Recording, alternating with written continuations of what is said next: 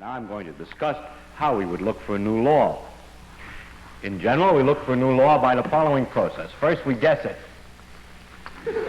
Then we well, don't laugh, that's really true. Then we compute the consequences of the guess to see what, if this is right, if this law that we guessed is right, we see what it would imply, and then we compare those computation results to nature, or we say compare to experiment or experience.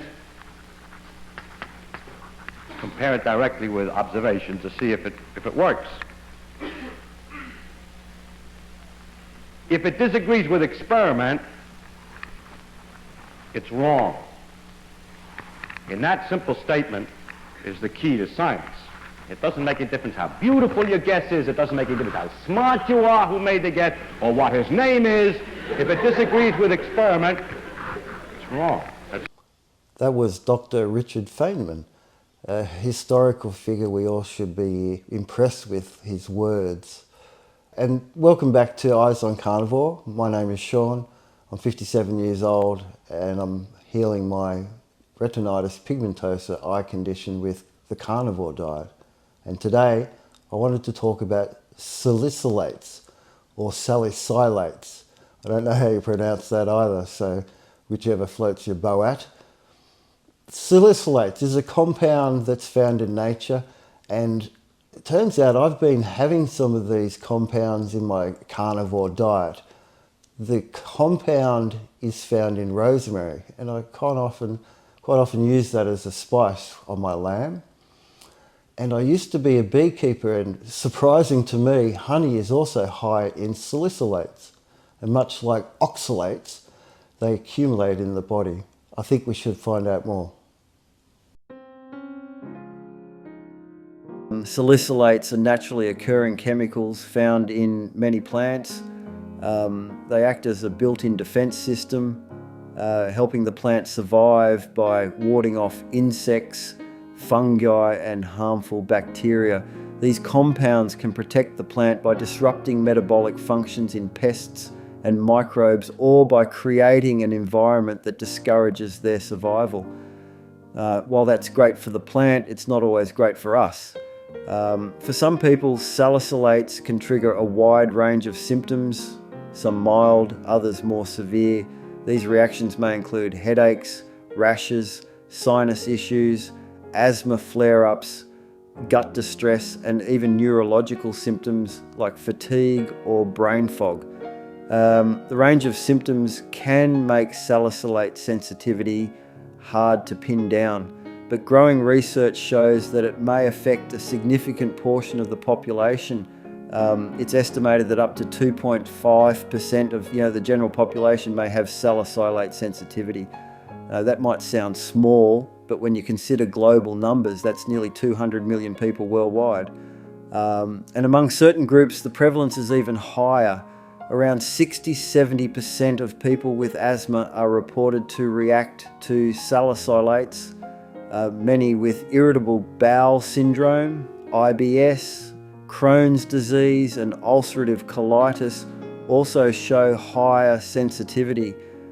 These conditions already involve chronic inflammation and immune system dysregulation, both of which salicylates can influence. Is that your symptoms will seem to come and go with no obvious cause, or they might build up gradually. It's only when you reduce your salicylate intake enough that you'll get the results from the diet that you want. Salicylate sensitivity isn't just about gut or respiratory problems. It may have implications for eye health as well. Inflammation is a major underlying factor in several common eye conditions. Uveitis, glaucoma, and even macular degeneration all involve inflammatory processes. I personally have a genetic condition called retinitis pigmentosa, or RP, which also has an inflammatory component. It's not unreasonable to suspect that salicylate-driven inflammation could play a role or make symptoms worse, especially if you're already vulnerable. So let's talk about where salicylates are found. The highest concentrations are in certain plant foods, and this includes many fruits like berries, grapes, oranges, kiwi, and apples. Vegetables like tomatoes, spinach, zucchini, eggplant, peppers, and olives are also high in salicylates. Herbs and spices are some of the most concentrated sources. Things like turmeric, curry powder, cinnamon, thyme, rosemary, and oregano. Even tea, honey, wine, cider, vinegar, almonds, and coconut oil can be significant contributors. But it doesn't stop with food. Salicylates aren't just found in plants and whole foods. They're also present in many non-food items like perfumes, cosmetics, cleaning products, and medications. What's less well known is that salicylates, or chemically similar compounds, are also found in artificial additives. Some food colourings, flavourings, and preservatives like benzoates can mimic or trigger similar reactions. Common culprits include artificial dyes such as red 40, yellow 5, and yellow 6, frequently added to sodas, cereals, candies, and snack foods. For those of us with salicylate sensitivity, these additives are hidden sources that can silently contribute to symptoms. They are as likely to be affecting you as artificial colours and preservatives. Now, most people are happy to take out the colours and preservatives. For instance, if you have a child with behaviour problems, then 70% of those react to salicylates. So why do some people react while others don't? Part of the reason lies in how we process and eliminate these compounds. In healthy individuals, salicylates are broken down and excreted, mainly through the liver and kidneys. But if those pathways are overwhelmed or genetically impaired, salicylates can build up in the body and cause issues. Some people may have reduced activity in certain enzymes like glycine and acyltransferase, which plays a role in detoxifying salicylates. Others may have gut microbiomes that don't help break them down efficiently. This results in greater sensitivity even at lower exposures. Interestingly, herbivores like cows and sheep have enzymes and gut systems that help them break down salicylates found in grass and leaves. But humans haven't evolved the same way. We lack the enzymatic capacity to handle high salicylate loads, especially from a diet heavy in plants, processed foods and artificial additives. Humans may be particularly poorly adapted to salicylates. This makes sense from an evolutionary perspective.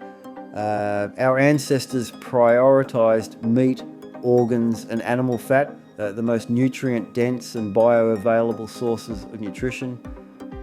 These foods are naturally free of salicylates and other plant-derived chemical defenses. It's only in the modern era with year-round access to high salicylate fruits, vegetables, spices, and processed additives that we're seeing such an increase in salicylate-related symptoms. If you're wondering whether you might be sensitive, there are tests, but they're not always easy or definitive. The gold standard is an elimination diet where high salicylate foods and products are removed for a few weeks, then slowly reintroduced while tracking symptoms. There are also some urinary salicylate tests, but these are less commonly used and may not be accurate across all individuals. Most people figure it out by trial and error. For me, adopting a carnivore diet was the key that unlocked massive improvements in my health, including my vision. As someone with retinitis pigmentosa, I've experienced measurable vision gains since cutting out plant foods. My arthritis disappeared, my digestion normalised, my energy came back. And I'm not alone. Many people with IBS, asthma, skin issues, fatigue and brain fog have seen similar improvements by removing plant foods high in salicylates. When you eliminate these chemical stresses, along with other plant anti-nutrients like oxalates, lectins and phytates, you give your body the space it needs to heal. An animal-based diet naturally avoids salicylates. Meat, eggs, seafood and animal fats are free of these compounds. In fact, fatty fish like salmon, sardines and mackerel are anti-inflammatory and support immune and neurological health. Liver and other organ meats provide nutrients you simply can't get from plants without any of the plant's defensive chemicals. So if you're dealing with any chronic symptoms, whether it's inflammation, gut issues, skin problems, fatigue or eye conditions, it's worth considering whether salicylates could be a hidden trigger. For more information, check the links in the video description for studies and resources. And if you've had any experience with salicylate sensitivity or have noticed improvements after cutting out certain foods or products, drop a comment below. I'd love to hear your story. We are not all the same, but we're not meant to consume everything, and that includes the natural chemical weapons plants use to protect themselves. Choosing an animal-based diet isn't just about what you avoid, it's about what you finally allow your body to become. So there we have it, a lot more information about salicylates than I ever thought I would have. And it's interesting for myself, I used to suffer from asthma, and it's possible that asthma was related to salicylates, the food I was eating, possibly oxalates as well, and other plant defense chemicals. So if you like this content and you'd like to learn more about plant defense chemicals and how they may relate to you, please like and subscribe, hit the notification bell, make it ring a ding ding. Leave me a comment, tell me what you think, and thanks for watching. I'll see you in the next one.